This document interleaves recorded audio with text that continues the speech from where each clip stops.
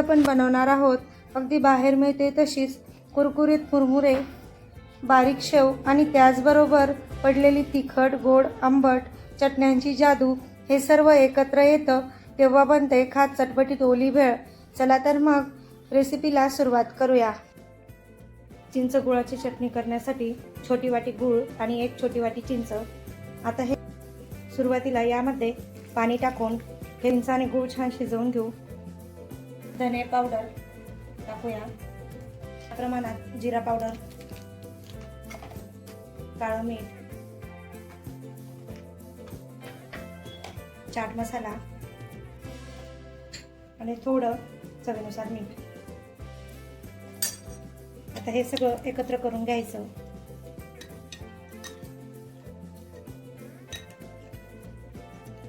Ready आहे आपली चाटसाठी चटणी।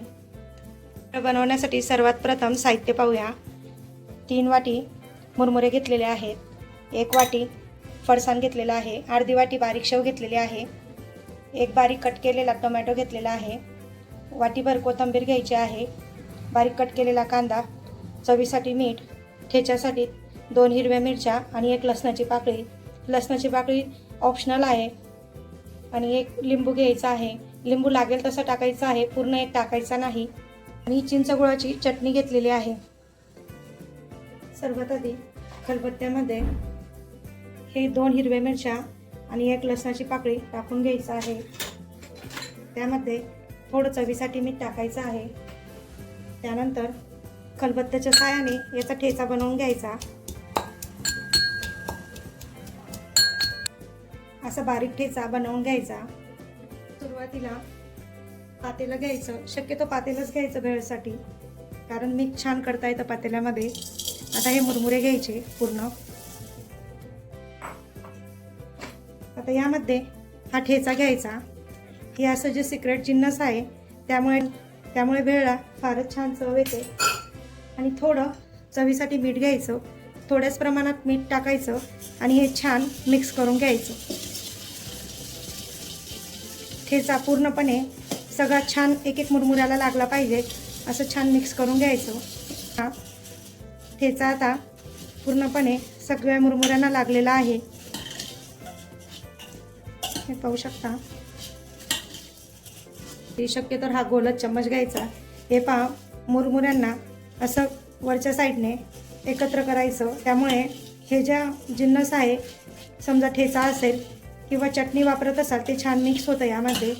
जर तुम्हाला भेळ जास्त स्पायसी हवी नसेल तर तुम्ही यामध्ये मिरचीचा वापर नाही केला तरी चालेल, तुम्ही याऐवजी चटणी वापरू शकता।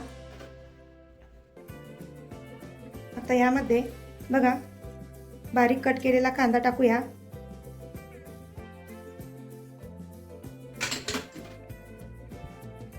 आता कांदा छान मिक्स करून घेऊया। प्रोसेस तीच, फक्त पातेल्यामध्ये असं मिक्स करत जायचं आहे, हे पाहू शकता। आता यामध्ये टाकूयात फरसाण, बारीक शेव, टोमॅटो,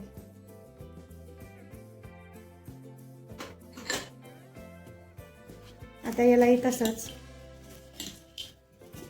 हे पाहू शकता, असं मिक्स करत जायचं आहे।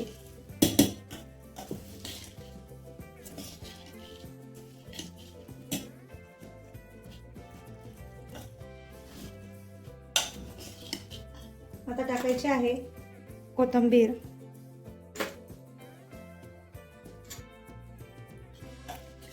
आता परत मिक्स करत जायचं आहे याच पद्धतीने।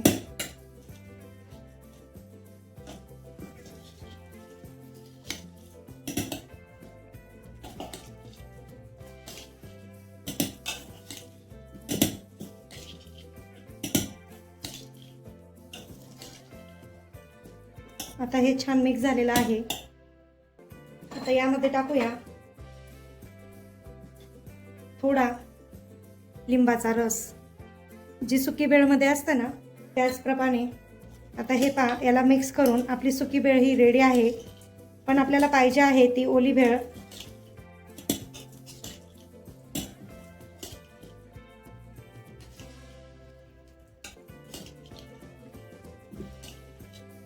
झाल्यानंतर 1 चम्मच टाकूया आंबट गोड चिंचेची चटणी. 2 चम्मच टाकलेली आहे. आता मिक्स करून घेऊया. हे पहा, ही भेळ एकदम छान अगदी बाहेर मिळते तशीच रेडी झालेली आहे भेळ. आता ही रेडी आहे आपली भेळ, अगदी बाहेर मिळते तशीच. डिश आपण सजवूया.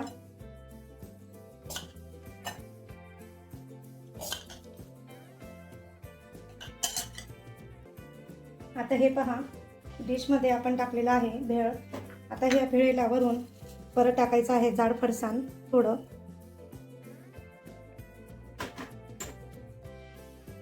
टाकायचं आहे टोमॅटो.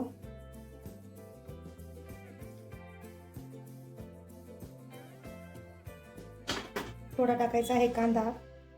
आता वरून टाकायची आहे थोडीशी कोथिंबीर. अजून वरून सगळ्यात महत्त्वाचं टाकायचं आहे ती म्हणजे बारीक शेव.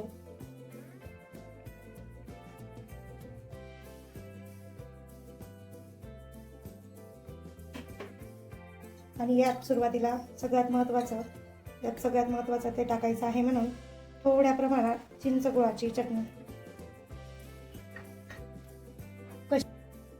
तुम्हाला कशी वाटली भेळची रेसिपी मला कमेंटमध्ये नक्की कळवा. व्हिडिओ थोडा जरी आवडला असेल तरी शेअर करा, लाईक करा आणि कमेंटमध्ये कळवा. आणि आपल्या स्वातीज रेसिपी चॅनलला सबस्क्राईब करा, जेणेकरून तुम्हाला नवनवीन व्हिडिओ स्वातीज रेसिपी चॅनलवर बघायला मिळतील. पुन्हा भेटूया अशाच चमचमीत रेसिपीसह. धन्यवाद.